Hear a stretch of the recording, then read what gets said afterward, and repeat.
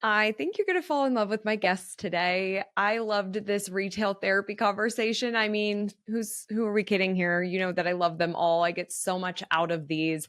But today we are talking to Jimmy and Jonathan with Roadshow Cards, and they have such a unique new business model, and what they've built over the past 4 years is really incredible. They are coast to coast and are kind of disrupting the industry in the card collecting space, doing something that hasn't been done before. And in today's therapy session, Jimmy's really looking for that guidance on how do you manage 4 store locations that are in 4 completely different states, and you've got different people who are running these stores, and how do you create that consistency, and how do you be a good leader, and how do you support them? And we just cover so much in these episodes. They're like these boot camp sessions that where my therapist Kareen is just bringing so much great advice and structure and frameworks for Jimmy and Jonathan to really be aligned with the 4 stores and really support them the best that they can. At the end of retail therapy, I ask our guests to share with us, to share with our listeners, one piece of advice. And so if you don't listen all the way through to past therapy sessions, or you're new to these therapy sessions, be sure to tune in all the way through.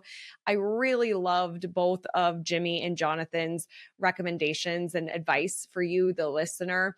And this episode, I just feel like has a lot of heart. I feel very grateful for Jimmy and Jonathan to be on the show today, opening up. We can all learn from what we're all going through. And so this is another great episode for you to learn from. You could check them out at roadshowcards.com.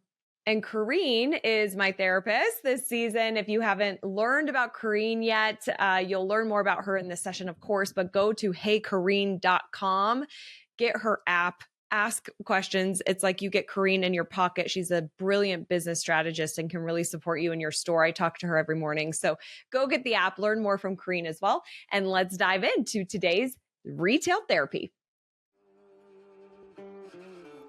Welcome to the show. I'm your host, Crystal Vilkaitis, the Wolf of Main Street, and this is Rooted in Retail. Jimmy, Jonathan, Kareen, welcome to Rooted in Retail Therapy. We are back at it again, where we give therapy to retailers. However, we are not actual therapists. This is more about business strategy and coaching. And for entertainment purposes only, we are also really here to help support our retailers today. Before we dive in and just get to it, I'm very excited for this conversation. If you haven't listened to a retail therapy episode yet, then Kareen Walsh, our resident therapist for this season, is here with us. Kareen, will you just take a minute or two and introduce yourself for those people who haven't met you yet? Oh, thanks, Crystal. I love these sessions. It's so much fun to be able to serve, and that's really what I'm all about. As an entrepreneurial coach, entrepreneur myself, I have invested in businesses, advised businesses. I've been in business for over 20 years now. And it's just amazing to be able to stand up in what I love every day, which is to make sure I'm adding value to every room I enter and help people really find aligned action towards what it is that they truly want for their role in their business, owning their business, and also how to lead their business. So I'm really honored to be here today. Thank you. Yes, so happy to have you back. And we've got Roadshow Cards with us today. We've got owner Jimmy. Jonathan helps with the marketing. You guys, I'd love for you to take a minute and introduce your store. So we are a baseball, and by the way, I'm Jimmy Mahan. Great to meet you. Excuse the accent. I'm from Kentucky. It's going to happen. That's how we roll. But we are a baseball card shop. And this, our first shop started 4 years ago, but I've got an interesting background myself. I've been everything from a high school teacher and a principal, one in my 20s, to help start a bank in my 30s with a small business administration as well. Lots of different things, but I wanted to create a baseball card franchise. Because a store franchise, because that didn't exist, even though cards have been around since the 1800s. So with my background, I was like, okay, let's start one shop, which we started here in Kentucky. And now we have 4 stores Sonoma, California, Dallas, Texas, Lexington, Kentucky, and Bronxville, New York, just outside the city. So we have 4 locations selling baseball cards, obviously all very different. It's not a cookie cutter franchise, but they are all under the Roadshow brand as the state. California Roadshow, Texas Roadshow, Kentucky Roadshow, New York Roadshow. And that's what we do. We buy and sell cards to collectors. Really incredible. And you guys came into my world through my husband, Dustin, who is very much in the card collecting world. He loves it so much. I don't know how y'all keep up with it, all the players and the stats and the printing and the things I mean, it's a fascinating world to me, but very cool that you have this vision of what you're creating, and shocking that it didn't exist already. So that's really, really incredible. And then Jonathan, go ahead and introduce yourself too. I'm a longtime collector. That's how Jimmy and I knew each other, from collecting. Been very interested in collecting cards since I was a kid. I ended up night managing a card shop when I was 14 years old back in the 90s, and just never stopped collecting. It was just continual. I've operated media companies. I've worked in consulting before. And Jimmy and I actually got introduced because Jimmy was doing a media show, like a YouTube show, around interviewing different card shop owners across the country. Before he had his own shops, he went to shops. He still does. He goes to plenty of shops still. And he was doing a content series, and I volunteered to help. I just said, look, we can bring up the quality of the video, the audio. We can do a lot of great things with this. And that's how we got introduced, started working together, helped him build roadshowcards.com, the e-commerce site, which is where it actually started in the very beginning. And then it blossomed into the 4 shops that we have today. And I act as brand manager. I do all the graphic design work, the logo work, all the branding behind that. And it's just a blast. It's bringing kind of the 2 loves together. It's the media world that I love working in and have for decades, and then the collecting world that, it's just been a passion since I was a kid. I love it. Okay, so good, you guys. Thank you for that intro. And Jimmy, how can we help support your business today? It's a great there. Well, how much time you got?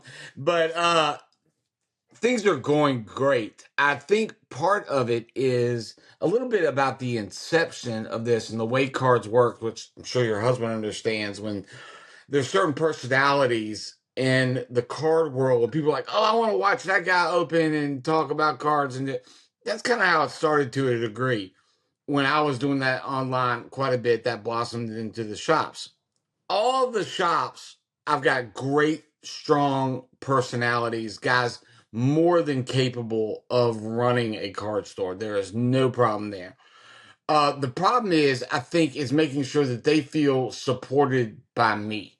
And there's only so much I can't. I travel to every shop. I try to get there every quarter. Sometimes that works, sometimes that doesn't. But you're trying to get in and make those guys feel supported. But everybody feels like they're on an island because you can't be everywhere at once, and you're the strong personality, I guess, sort of, that started this.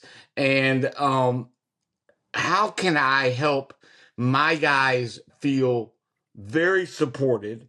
And then also, I think that goes into the part when you're trying to get all these guys with Jonathan on a brand initiative or a certain project or a certain thing. And I'm sorry if I'm doing too much at once here for your questions, but okay, 3 of the shops do it, 1 guy does it. And you're saying, and I can hear my father saying, well, you got a leadership problem, like those. I get that. But these guys that sometimes you're trying to get them, they're good questions. It's in action, and there's validity in what they're saying, but you're like, no, you got to move. Like, we've got to get this done. Everybody else is doing it. This is slowing us down, but I can't be there. I can't be in this town every time to get you to go. If I could, we'd get it done, no problem. So I want, in a way, some independence, but there's sometimes you got to fall in line and get this thing done. And also the main part is making sure they feel supported on a very new thing. There's never been a franchise coast to coast in card stores. It's almost like, I think I give the example of jewelry stores, where I think the reason there weren't franchised shops before is because, this card, this small thing, can be worth $18,000, just like a piece of jewelry, like $80,000, $20,000. And a lot of really good single shops are like, I don't trust anybody holding my stuff 8 states away. Right. Well, I trust my guys, and they have always been worthy of that and remain that way. I need to do that without treating them like children that, like, you got to move. You get my point. Yeah. Well, but and thank you, because information always helps to help guide or just even have the dialogue on this. And I have a few ask questions. away. I have a few questions. Only, so you said they're all franchisees. Yeah, technically, it's not an actual franchise. It's all owned by Jimmy.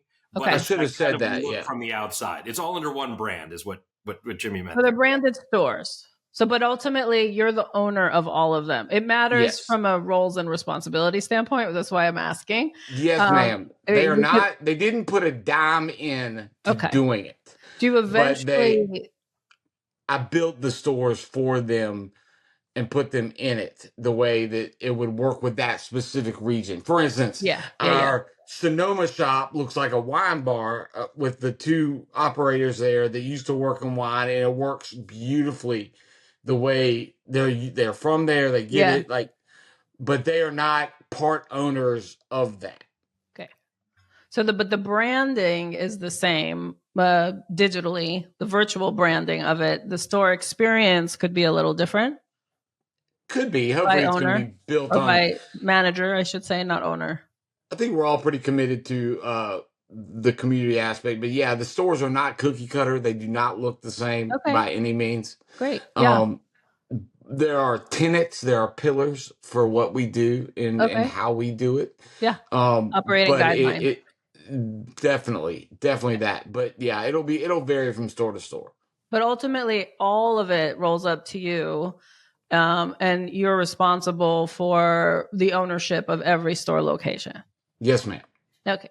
It's just good to understand the distinction, only because when it comes to one of the challenges you feel you're facing, which is consistency and performance across all stores by the leaders that you put in place at each store, it has that also has its own brand to it. So every company that you build and you start to scale to multiple locations, et cetera, there's an internal brand. People call it culture, or people call it like the internal operations. I like to call it your internal brand, because it's just as important to understand, as members of that brand, how are you stepping up into that value system, and how are you also measuring performance for that business. So just as you built it from the ground up for one store, now you have multiple stores, you have multiple personalities, you have different clientele you're servicing, but all the same product line in essence of what you're having as a value exchange. That internal branding is super important to then call it out when it's misaligned. Yeah. So when you have one of 3 potentially has a different behavior of performance, you want to make sure, and it is a leadership challenge, just like your father would say to you, where it is like, what is it that we need to do to course correct? Or what is it that I need to show him or her the framework of what it means to run this business in the role that I've assigned them, because you are employing them to do the role. They're not the actual official owner of that store. They're highly responsible, but still under your employment. Where it's like, okay, so here's this performance misalignment going on. How do we course correct? And the best way is to make sure that you have the same standards of what performance looks like for each location, to know that that management team or that manager of that store needs to step up a certain way in order to perform at their best and keep their job, really. Right. But also for you to have an easier way to have the discussion when it's out of alignment, right? Like when it's like, you're kind of skewing, we do everything based on prioritization. The prioritization for our business looks like this. What you're bringing up right now is something we need to shelve until these priorities happen first. But I promise we can go and discuss that thing, then now you have the cadence, right? And it becomes easier for you too, Jimmy, as you have multiple locations, more locations showing up, where you're now setting the standard of how you choose to lead. And now they also can rely on you that you're going to also show up a certain way. Like you're going to call them out when it's misaligned. You're going to course correct. You're going to have, ways of holding them accountable. And then it becomes so much easier for you to show up when you need to show up and leave them be when you need to leave them be. I think the struggle is, just so you know, I mean, I think Jonathan will tell you, I'm much more of I'm a softie to a degree, but to a degree, I was running a high school when I was 27. You cannot not course correct people and have the hard conversations with parents and students at age 27 when you're younger than every teacher you hired.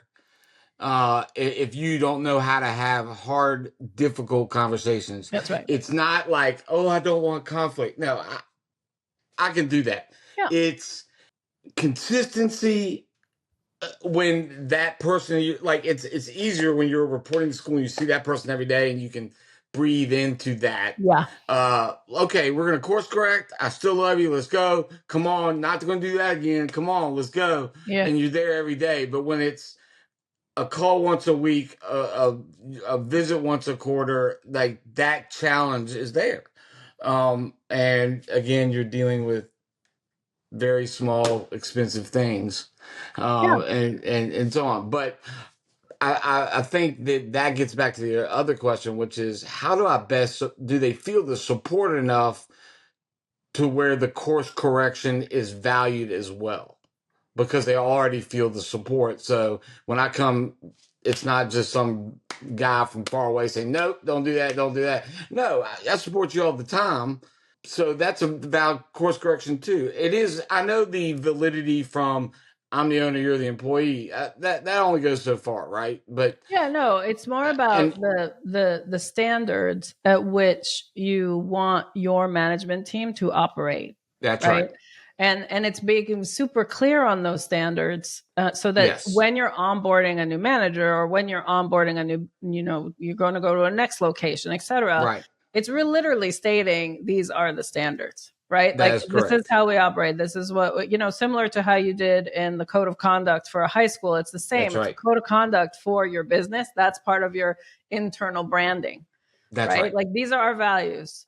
What is our code of conduct on how we operate? When we see things misaligned, this is how we address conflict. When we celebrate, this is how we celebrate, right? That's right. When we want to do purchasing, this is the limitations of purchase until, we go this way. When we want to compensate, like having that for your own self to say, this is our standard for every location, regardless of the shift of potential energy of each store because of the location that it's actually in and like the personality that store has to have to attract your buyers, different, right? But there's a standard you want everyone to step into. So the same way you had that standard in a high school where you're able to see them daily, if you need to have a daily checkup with a new store owner for 15 minutes and say, what's on the docket today? What are you focused on? Where do I need to support you? And do for a 90-day period, a daily stand up with that store owner, you got to do it. Because if that's how you shine as a leader, to be present and see it. Because sometimes it's like you'll hear it, but then you're not seeing it. Like that's not going to work. No, it's funny because you say that because as a former teacher, you had students, again, before I was a principal and banker and all that, I was a teacher, and you had students that are audio learners and visual learners. Yep. And you've got to make sure you can't be really good at the visual and the audio and leave the audio behind. You've got to be a good enough teacher. You have to take that on to hit them both and make them both leave your class feeling that way. That's right. So I very much understand that. Yeah. And totally capable of creating the right framework for each leader. And then you're asking the question is, do they feel supported? So if you're having true one-on-ones with these store owners, store managers, and assessing what's going on, if you're not taking the time to ask them, what are you feeling challenged by right now that you need support on from me? Versus a lot of people do this where they wait for a status update, which is like, to me, a waste of time. I don't need a status update. You could send me that in a report.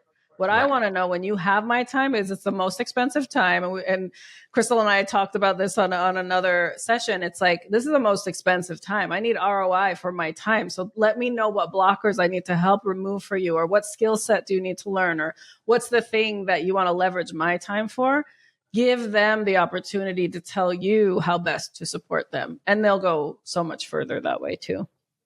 I love that. I love that too. I think part of it, and Jonathan, you can speak to this. I think we just finished opening our last store. We opened 5 stores really. One's international, but we can talk about that later. It's in a 4.5 year span.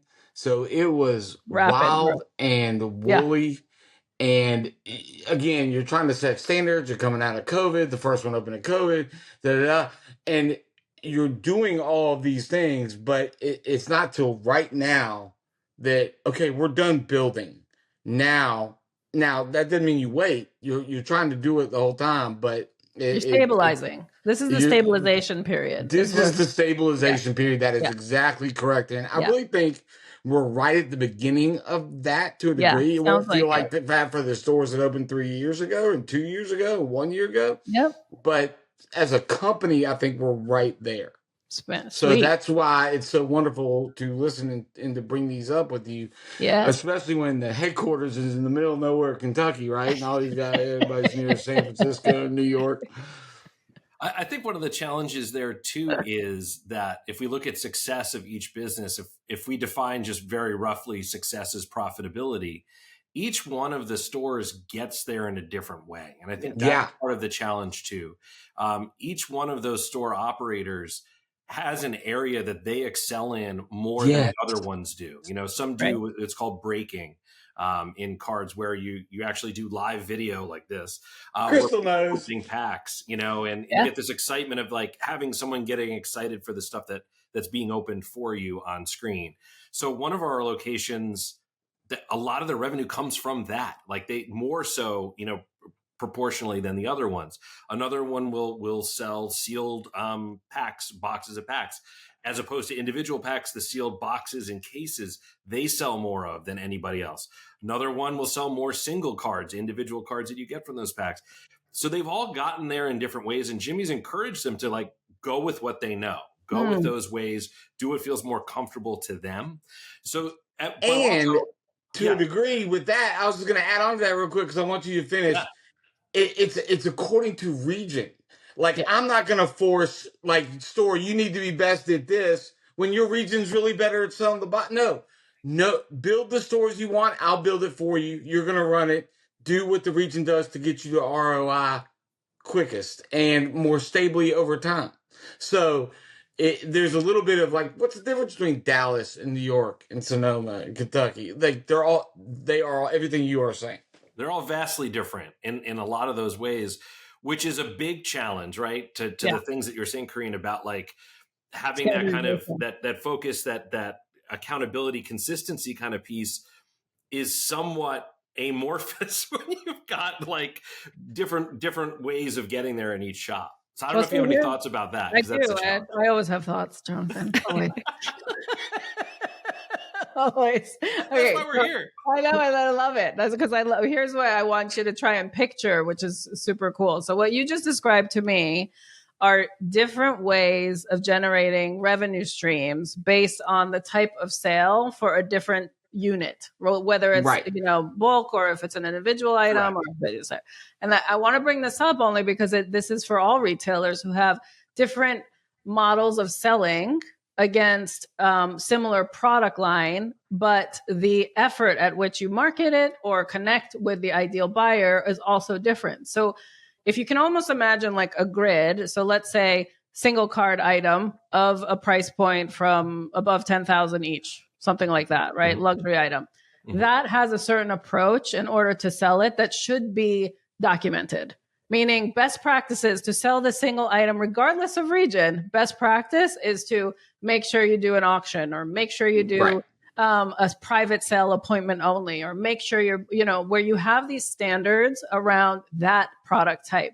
Because then in the case, your additional location who might have been one of the bulk sale box sellers is like, I want to try single product. I just got a haul of 40 individual items that are over 1 million something, and I want to get them Oh, sold. please. I don't know the approach, right? So now you have already that other store that's doing it that way to have built the standard to say, hey, let's get on a call. I'm going to show you how to go sell those items. I'm going to tell you the best framework. I'm going to help you know that as a brand, this is how we do it.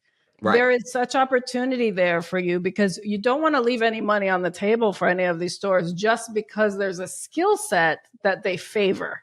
I totally agree. Because that region has a product. You have no idea. Those buyers for all the items could be right there around the corner.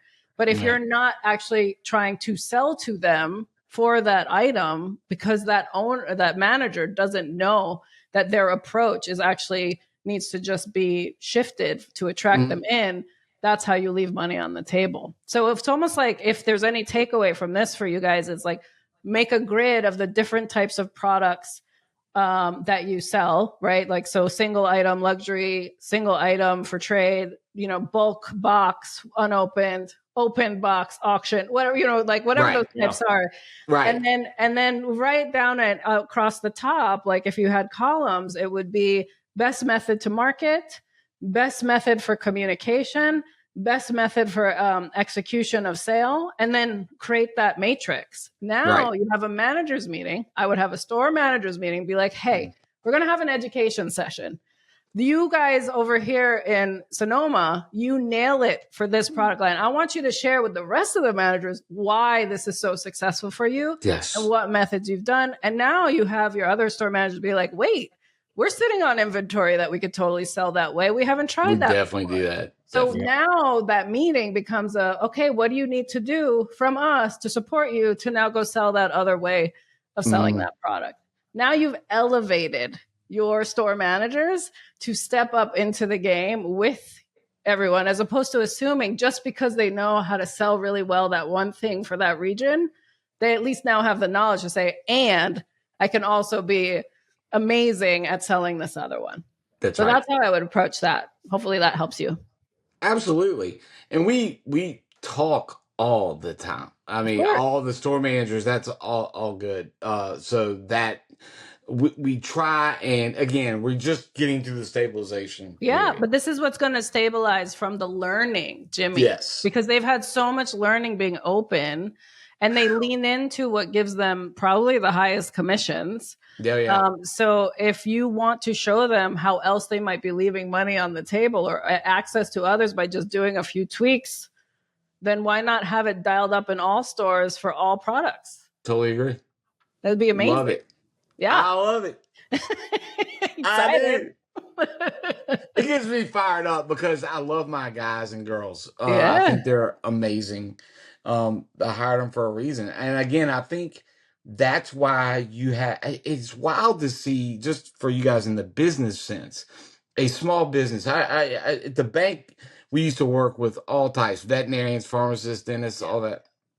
And that's been around 100 years, these collectible cards, Topps, Panini, all these different huge brands. I mean, Topps did Bazooka Bubblegum, but nobody franchised and built a shop that does the same, even though they're 750 hobby shops and growing in the United States. Nobody said, well, hey, I think we can do this across several states. I think that's fascinating. And I don't know why, other than it's these small units and there's so many different types of units. I can't figure it out quite why, but then I'm like, now as I run into my problems of different things dealing with people, I'm like, okay, maybe that's why. Maybe that's why. It's hard when you can't physically get there, But yeah, it is. Oh God, I'd love to be in every shop every day so badly. Yeah. Well, that's something that. Yeah. Oh, go ahead, Jonathan. I was going to say to what Kareen was saying earlier too, like one of the greatest things that comes out of this is the fact that these different shops are figuring out ways that they want to do something that's different. Like the Sonoma shop had a sip and sell that we put together. Perfect. Where they partnered up with a local winery, And It so was awesome. right, they're coming. You get a glass of wine, and you can bring some cards that you had in your attic that you want to sell. Yes. And this industry is very, very heavy leaning towards the males, and so that was an event that we saw like an equal number, males and females, coming out to, because it was more appealing widely that way. And a lot of guys they hear it, say, oh, you're gonna go out, you're gonna train with your guys. This is finally something that both people got to go to and enjoy, So we love that aspect. Yeah, Things you're we can do affecting like the that. community you're in. It's so great. Yeah, but that's also one of your brand values, right? Like, Yes. Absolutely. And so Very to much. let them have the uniqueness of how they sell, I think is critical, because they're the ones that know their region the best, for sure. Yes. And I love that. I love the uniqueness of the events. Go ahead, Crystal. Oh my gosh. Crystal, you were gonna say. Well, I was going to say that I love the idea too of like the team training each other. It's very collaborative, that approach. It helps that like consistency throughout, which is obviously something you're really wanting to create, even though everybody's in different locations. But then just as an observer of this conversation, Jimmy, I feel like you kind of like the idea of that daily check-in, even if it was 10 or 15 minutes, because you're not physically there. So there almost seems like this sort of worry, like, are you feeling supported? Are you good? Like, if you have all these consistencies in the way that you do things, that's great. But there's still almost this kind of like, I want to just make sure. And so really identifying what would make you feel good in those situations and connected, and going back to kind of how you started your career really was that face-to-face, and it was in person. And the fact that you go to these shops in person, that's how you got started. Like, you're a face-to-face kind of guy.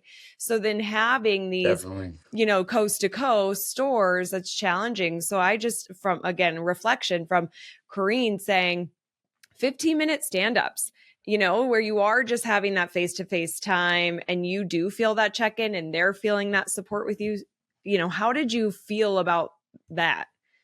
I honestly, and this is the truth, I think that that's been my biggest struggle. Jonathan probably would agree that in the craziness of the building all these shops at once, and oh my gosh, we gotta deal with this building inspector in California, which, by the way, I would suggest that is the worst thing. And I wouldn't open a lemonade stand there anyway. I'm shocked you have a California location. I would have put it in Vegas.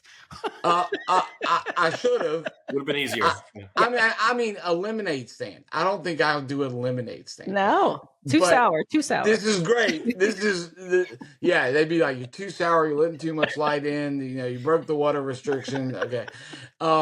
However, I think that I love my guys so much, and the weekly check-in, we still do weekly check-ins, but I was pulled away from that quite a bit in the let's get everything up and running process. And that, I will readily admit, is something that now, stabilization process, I got another guy that talks to everybody every day. And if somebody calls me, I'm there. But it's not a set time. And I think that's where I have to improve immediately. I think consistency is key, and that's amazing. Yeah. Don't have meetings just to have meetings. No, I hate that. We don't got time for that. But if you are going to do a stand-up of sorts, it really needs to be actionable, like a daily one. It's really like, what are you focused on today? What are you going to get done by tomorrow? And then tomorrow, when you're back on that check-in, it's like, what did you get done? Like, any blockers from like moving it forward. So you want to first think about your agenda if you're going to do it. If it's really just like consistency and face-to-face time with you as the owner of this business, biweekly is even fine for just your FaceTime. If you have a general manager or someone that's overseeing all the locations, that's really handling the day-to-day. So don't overextend yourself, because you also want to make sure you have the strategic mind of like, now you're going international and you're going to have to tackle all international challenges. So if you're building that layer in between you and your team, your management team, in the stores, then you want to make sure that your one-on-one time with that GM of sorts, the person who's overseeing operations, definitely has the same values and approach and is as relational as you are, to give that feeling of trust. And I'm sure you have already built that, but like Yes. between that layer and your store managers to know what gets up to you. The great thing about my general manager, who talks to these guys multiple times a day, is that trust is there. We have known each other since we were 16. Love it. We worked and we were both directors for the YMCA. Nice. I've had a wild life. I know. Yeah, You're like, so wait. you know how to herd cats. Oh my gosh. You heard lots of cats. I heard lots of cats from high school, and then you're like, school, bank, YMCA. Like, it's just wild. It's fantastic. That being said, he is like, we are yin and yang in personality. They complement each other really well. Like Amazing. it works. Like I adore him, and I think he does the same. He would tell me exactly that because he's like black, white, like it's Oscar and Felix, the Odd Couple. Like Great. it is that. But in terms of, I'm more like, tell me what you're feeling, tell me what you think, let's go. And he's like, how many units did you get out today? It's 3:00, I gotta go. Yeah, gotta go. Peace out. So this is great because I have this quiz on my site. It's my CEO. Every company has 3 roles: a creator, an entrepreneur, and an operator. And you need all 3. And most of us try to do all 3, and then it creates such havoc for us. I am not the operator. Right, exactly. But your partner is, which is perfect. Your GM needs to be the operator, which is great. Yes. So if you're more the entrepreneur, you're probably between the creator and entrepreneur line. I was gonna say I'd be right there. Yeah, you're right in the middle, but probably lean more towards creator, where you still need someone to focus on like the business development side of things, that you can just go have your relational fun and let someone else kind of and come up with a new idea, the next shop, the next thing that's going to work. This is going to work. Yeah. I know it is. Look out for that, because that third role, as you expand to multiple locations, you'll probably need someone in that capacity. If your current GM is really about operations, you're going to need your biz dev person. I'm kind of there right about now. Like it's getting close. I think I'm probably at capacity. We're good. Yeah. But I'm about there. I don't think I'm taking on any more stores right now. Yeah. But now but the thing is, you're constantly growing, and your mind is always on growth, Jimmy, that you want to set up your own personal infrastructure to allow for that to happen. Yes, so ma'am. I love that you're bringing in the right team members to take on the things that you're like, thank you, just give me the update. I'm going to go work on this other thing. That's right. But it's really good to know that too. But the dynamic then, Jimmy, for the connected time with your team is important for you to have your face-to-face time on a consistent basis. I personally then, with how you just described your role is going, with their team structure, I wouldn't necessarily do stand-ups unless it's a crisis for your time, unless it's a crisis situation to course correct. Right. And then just be consistent on your team meeting side of like every week, if you want that, to have the touch point with you, or every 2 weeks, to just have the feelings out if your GM is really taking care of the daily operations. So I have a question, if that's all right for you. This is just based on what you guys have seen doing this type of work, that you do this podcast. I, on purpose, again, naturally, if you look at my life, was teaching, principal, banking, yes. Then I moved into a foster care group home with 9 abandoned, abused high school girls, but that age group with my wife. Then the YMCA camp. So it's more been around young people. So when I hired, this is getting to a point with this business, I promise. Everybody I hired at the time was 30 and under. Yep. And because I'd rather train the next group than try and break the old guard into my way. Okay. And I would rather also learn. I'm big on that. Like, what am I missing? I'm 48 now. Yeah. I don't feel it, but like, come on, tell me what I'm missing, and let's go. So now some of them are over 30 now, but it's still obviously a whole nother generation. And you see all that. I am not the guy that's like, oh, Gen Z, like yelling at the cloud in front of his yawn. That's so stupid to me. Like, it is our responsibility to help and train up the next generation to be great. Yeah. And that's what we do. Let's go. Look at these minds. Look what they've got. What do you see, having dealt with so many business people, leaders, entrepreneurs in this space, where you have a predominantly young staff? They just advice, no even specific. I just would rather ask the experts like Yeah. y'all. What would you do if you've got multiple Gen Z millennials, all different types, all across the country? In my position, great relationships. I mean, I officiated one of their weddings. Like, it was wild. Yeah, Like, they great. show up. And but what advice would you give going forward as we stabilize? Yeah, so I love that you like to lead the way you would love to be led yourself. I think that's really important as a method of, I love to learn, so I'm going to teach, and then they're going to teach me in return. Like, it sounds That's like right. that's part of the value system of how you lead, Absolutely. which is beautiful. I don't think of course we want to hire younger generations, groom them, etc. You just have to be aware of the learning curve and the impact of the learning curve to your business at times.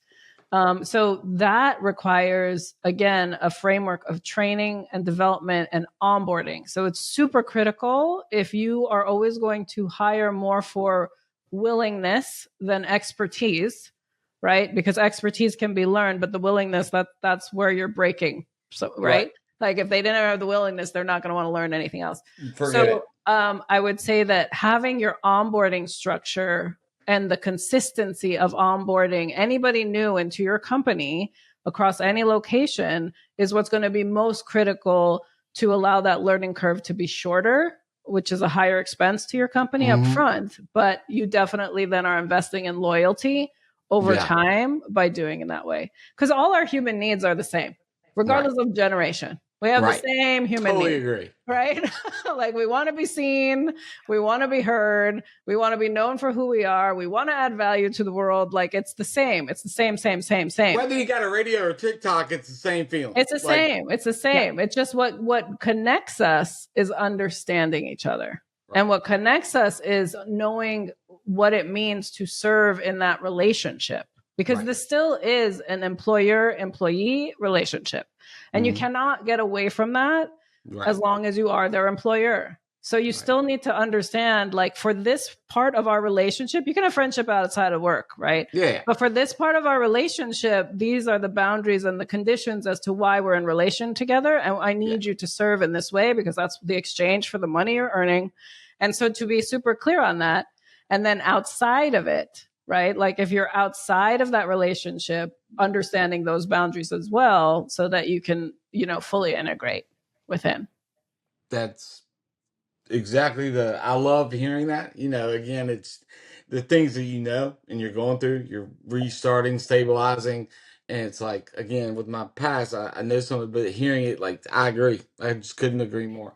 And one thing I'll add to that too is it made me think about the CEO of Best Buy. I heard her speak a couple months ago, and she was talking about employing the younger generation. And what she's found is they, like, a big thing for them has been their work schedule. They really like flexibility. We do live in this time now where it's like, you can work from home and there are a lot of remote jobs and you can be this content creator and you could be really creative and you have access to so much more. And so in knowing that, that audience, that demographic likes that, they might like more of a flexible schedule. So, the ability to trade shifts or making that really easy for them, or the ability, now this doesn't work for you, it works for Best Buy. But one thing they do is their stores, they allow employees to go to other stores and work at other stores because you want the change. You want to meet new people. If you want to try out a different department, like, they're just catering to that desire for change and that's that cool. quickness. I didn't know that. That's cool. Yeah. So that's just something I would add to that conversation. But otherwise, I so agree with what Kareen's saying. Like, we all have those same basic needs and wants, so just really tapping into that. But You guys, I this is love the a great next conversation. generation. Yeah. Yeah. I don't. I mean, I understand some of the challenges. I get it, but it's on purpose that they are going to be wonderful in what they can do that we cannot do. And I love the guys in the shops. They do such a great job. I think the biggest drawback isn't even like when they get it fast. It's more of the how fast it takes to build something. And sometimes they want it, they think it's going to be done next week, and it's like I Yeah, don't see instant it, gratification. Exactly. which It's you all definitely I'm it's sure a have challenge. seen a Yeah. million times in this and what you do. Yeah. And I saw it 20 years ago, but it's like, no, we real like if you do this it'll work. I promise you this will work. Yeah. But it's not going to be next month. Our industry is really interesting too, because it's nicknamed the hobby. Like, it's very well known as the hobby, because among many hobbies you could have, this is one of the ones that just involves the most people Yeah. out there, kind of wide. And I think it's because of that, because it's so enjoyable. It's a passion. It's that people come to work and they're getting to do something that they legitimately love doing. I think Yes. that's what's such a driver, I think, every day for folks. You Mhm. always hear the old adage, do something you love, you never work a day in your life. Like, Right. it's that aspect of it, I think, that applies so much to what we do and in this industry that really brings that in as well. Yeah. There are two I mean, Crystal, companies. you see it with Dustin, right? Like it just it'll take over, and it's all the Yes. time. Yes. good. I know. I so know. And it is I so good. apologize for Yeah, I was that. gonna say, I hope it doesn't take them away from you too much, but Right. Oh, no, No, but it Crystal takes has her up parts of passions my too. house. Yeah. Great. I at feel like first you were going to things say are two things. small and they don't take up that much space, but then when you have lots of them, they start to And then you're like, where did the basement go? I mean, I'm not. This is, now I'm off topic for a second, but real quick, he filled a 2-car garage to basically the ceiling, and I am like, we weren't married at the time, but yeah. I mean, hey, you have space. Look, you're not living in boxes. That's great, Jimmy. That's great. That's corporate office there too. That's I had to get this because this was my home. that's We what was in had his house originally. Yep. we had to move everything out of my house to do in a museum across the street. Pawn Stars filmed in the museum last year. They Like did. that was my den. Yeah. That's crazy. It's crazy. But I do feel like, Kareem, were you going to say two things about? Oh, I was just going to have you look at two different, because you've thrown around the word franchise, and I know it's not yet, but if it is a model of yours for the future, two founders that I feel, or two businesses, I feel you should look into how they're doing it, just to understand what they did to actually go into the franchise world, as well as expand their brand in a aligned way for their values. One is Everbowl, and Crystal, you're aware of Everbowl, Jeff Fenster. Check out how he's done it. It's an acai bowl business, but the reason why I'm sharing it with you is that he did a fully integrated business model behind that business. So he not only has the Everbowl storefronts, but he also builds the construction company that builds out the stores is a company of his. He also has the acai plants that So he did Womb to Tomb franchise. Whole integration. So it's a really cool model for you guys to check out. Plus their branding and how they franchise attraction and what they support their franchisees with is really cool.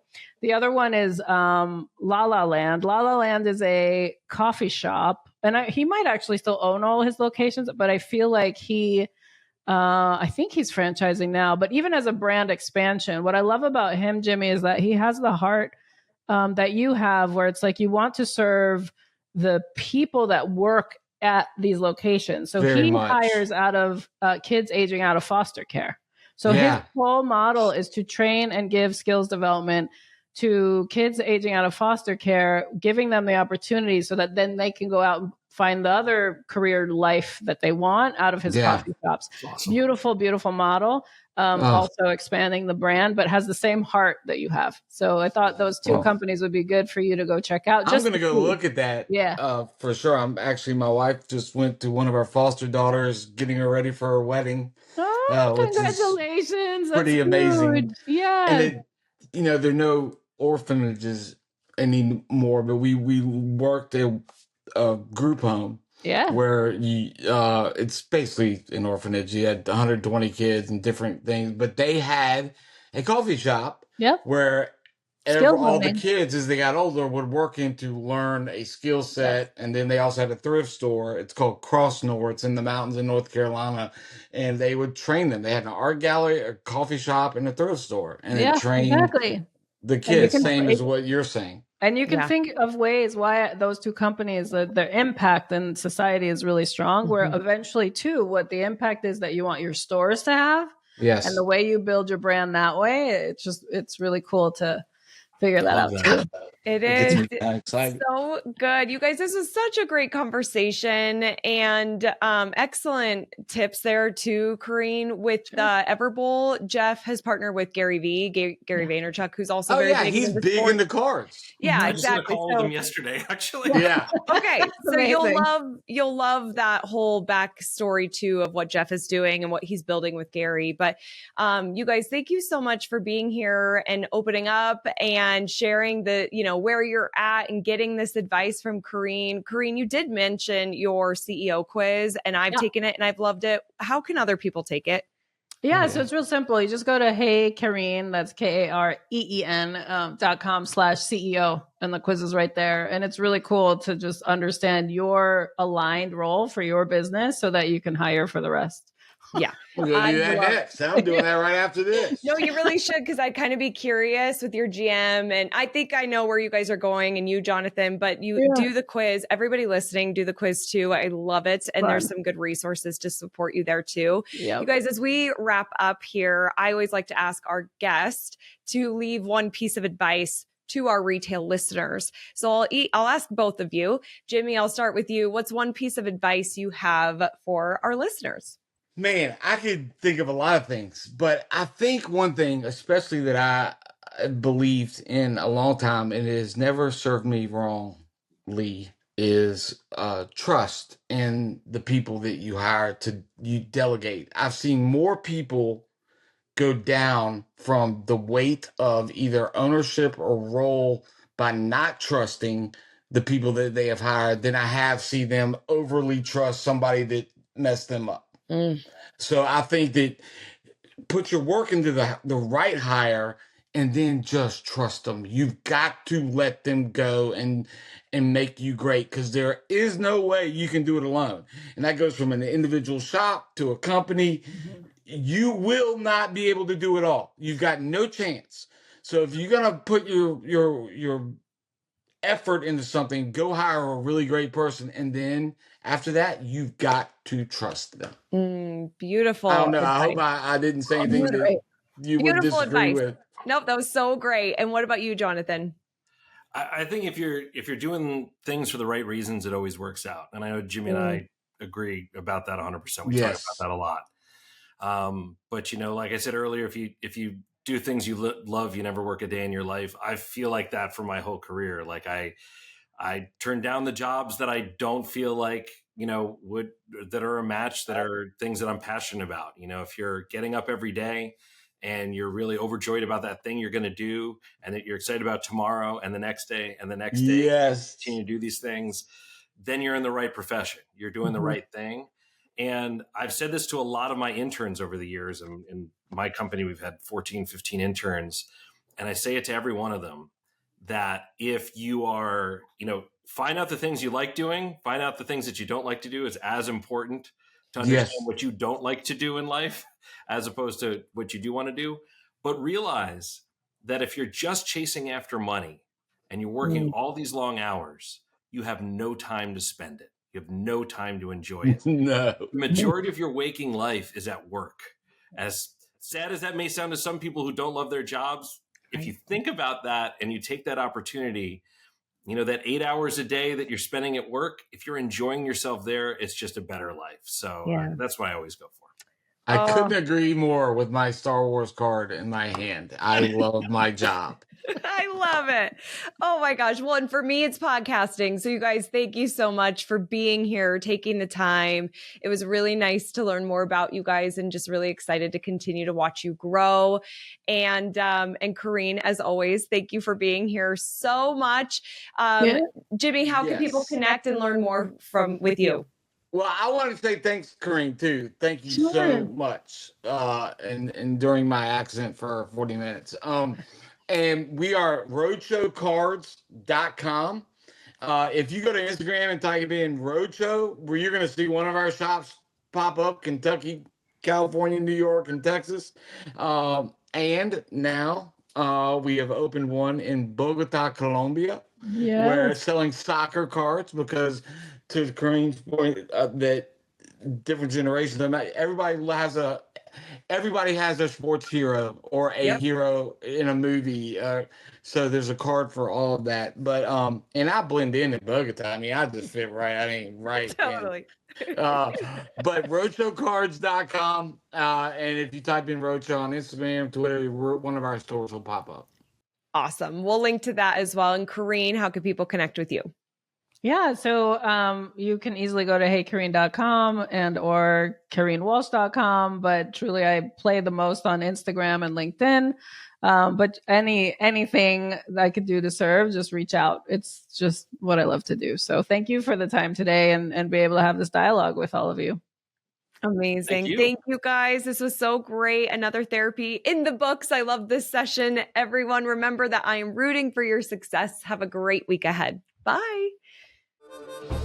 Thank you so much for listening to the Rooted in Retail podcast. It means the world to me to have you here. If you find value in this show and you listen on an iPhone, if you could leave a review on the Apple Podcast app, that would be amazing. And if you watch YouTube, if you're a YouTube subscriber, we film this. And so if you rather watch the show, you can also do that over on YouTube.